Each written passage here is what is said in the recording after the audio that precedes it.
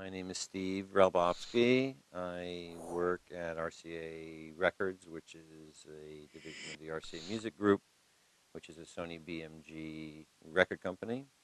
I am the Senior Vice President of Artists and Repertoire, A&R for short, and responsible for signing artists such as David Gray,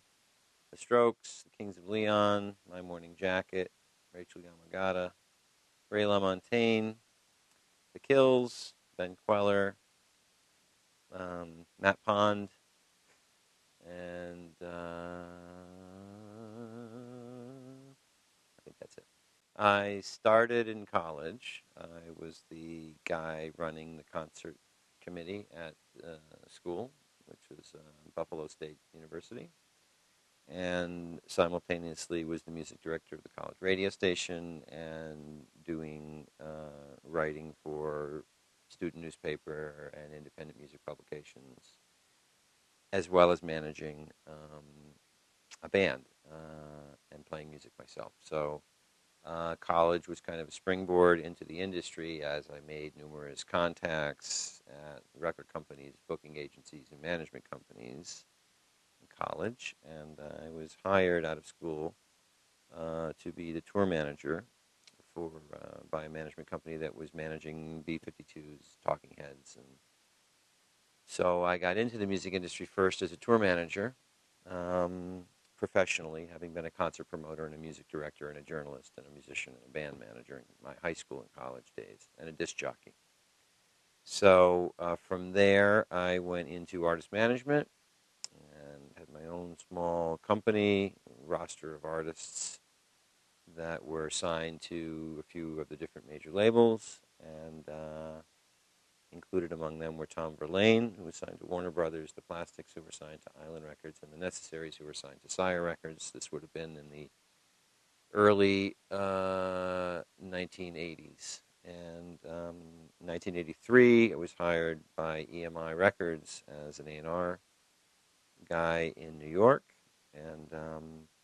worked there for nearly a year.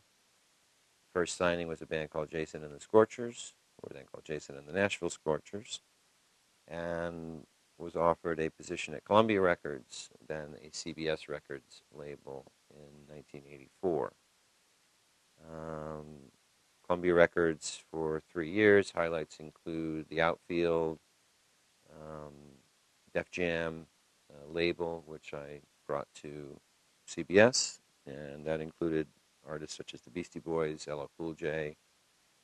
Public Enemy, and many more. So worked very closely with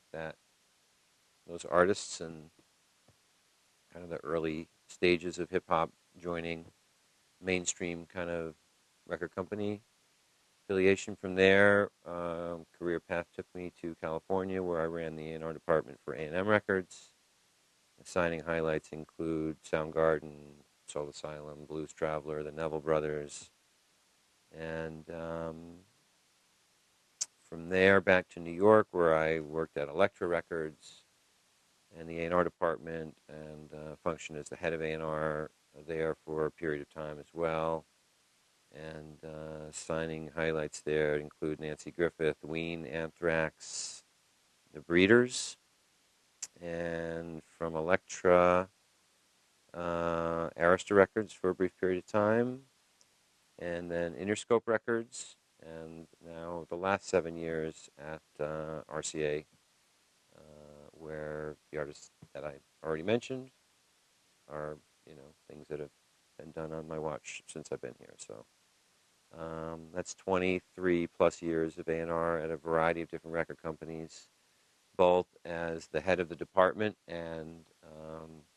kind of doing my own thing. So, well, the term itself, really, technically speaking, A&R means artists and repertoire, and up until a certain point where artists were really writing their own material, it was the name given to the person responsible for signing the artist, who most of the time was a vocalist, and providing the songs or the repertoire for that vocalist. So the name itself is kind of, since the kind of era when artists became, were writing their own material. It become archaic, but it's just kind of stuck. So, you know, before I was doing it, long before I was doing it, it had changed from being a vocalist dominated, artist roster to being a roster or label artist community made up of people that wrote their own material. Um, so you know, the time that and since the time that I've been doing it, seems like companies, there's less of head of A&R at company. It's more like president functions as head of A&R, and individual A&R people are empowered to make decisions up to a certain point. When I started doing it, there was a person whose job it was to oversee specifically the A&R people, and that person then reported to the president of the company. It seems to be more now, whereas the head of the company acts as the final arbiter of the signing decisions and has a combination of scouts and experienced record-making savvy A&R people in the mix. I think also you've got more tools for research, more indexes, more online communities, more web-based research tools available for discovery than certainly would have been around when I started. And I think speed of information is, a lot more a factor these days than it was when I started. There's just a broader resource availability than there might have been then. And at the same time, the economics resulting from declining sales of recorded music have also made, the signing costs, it's had an impact on how many deals are done, how long a company stays committed to an artist, and how much financial resources applied to trying to break those signings through. Less signings, less time, less money um, to hang in there. When I started, it was sort of almost a given that you'd certainly get to make two records and probably a third, come what may. You'd certainly get a second single, if not a third single, released from every record that you put out. And these days, it's kind of one record at a time, one single cycle at a time before the company decides if they're going to kind of continue or not. Also, I think up until maybe 5 or 6 years ago, multiple labels interested in a band would kind of spend whatever it took to get the deal done. And I think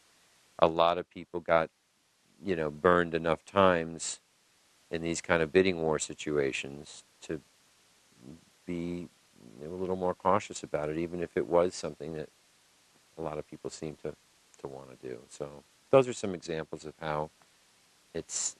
different now than it was 20 plus years ago, or different now than it was even 5 years ago. It's kind of on the entry level. It can be research in terms of regionally developing artists and their building fan base, web-based, information to provide sort of, developing stories, scouting, going out at night to see bands, work in New York or LA where all the major companies are headquartered. You're going to see a certain level of A&R person out just kind of checking out 2 or 3 shows at night at the request of artist managers, music lawyers, music publishers, at the direction of more senior members of A&R staff.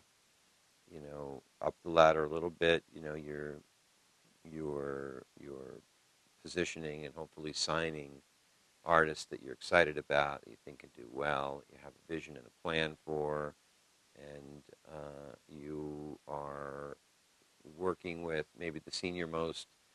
people in the department to try and cast the recording scenario with respect to producers, engineers, mixers,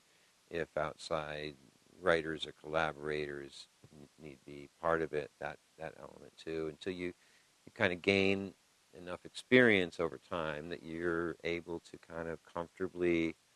look to the producer, engineer, mixer community and make those casting calls, maybe have 3 or 4 or 5, meetings with different candidates for your project, review the songs that the artist would write and record in some kind of demo fashion, discuss which songs would be recorded for the record, who best to record, produce, studio, best location to record. And, then, sort of at the top of the food chain, there may be a head of A&R, although I think that's sort of less and less these days, but there may be a kind of a senior most person in the department that acts as a filter for the president of the company that helps to manage the flow of any number of A&R people within a company, either pitching to get a group signed or looking for, input and feedback, oversight on making of the record. And, some people's role extends into once the project is signed, finished, recorded, and delivered, and hopefully has everybody enthusiastic, to then kind of be a bit of the shepherd, a bit of the kind of a bit of an internal manager for the project, a bit of a sort of a combination of enthusiast and game plan overseer, helping the artist managers with their relationships with the company, making a proper introduction, presentation of the music and the artist if it's a new signing, and having that 12-month a year relationship with the artist and the manager where most of the rest of the company